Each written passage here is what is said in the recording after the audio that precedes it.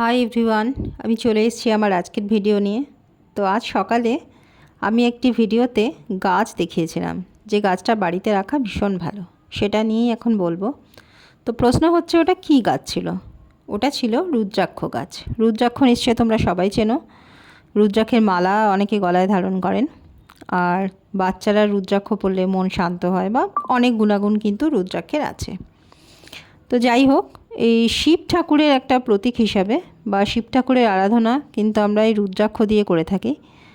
বট অশ্বত্থ গাছকে আমরা যেমন শিব হিসেবে, শিব ঠাকুর হিসেবে জল ঢালি মাথায়, বলে সেইভাবেই যদি একটি রুদ্রাক্ষ গাছ বাড়িতে রেখে পুজো করা হয় সেটা কিন্তু ভীষণ ভালো।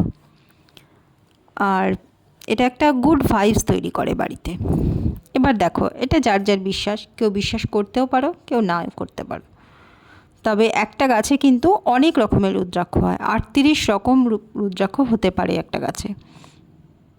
আর এক একটা ফলের গুণাগুণ কিন্তু এক এক রকম। আর বলে যে এই গাছটা বাড়িতে সুখ সমৃদ্ধি বৃদ্ধি করে। তা যাই হোক, আমি তোমাদের যেটা দেখিয়েছিলাম সেটা কিন্তু রুদ্রাক্ষ ফল ছিল।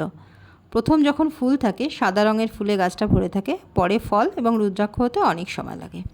মানে ওটা শুকিয়ে পাকা ফল হিসেবে যখন রুদ্রাক্ষ হয় তখন কিন্তু ওটা অনেক সময় লাগে। তাই এই ছিল আজকের ভিডিও।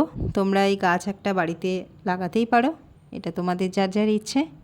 ভিডিওটা যদি ভালো লাগে অবশ্যই শেয়ার করো অ্যান্ড সাবস্ক্রাইব।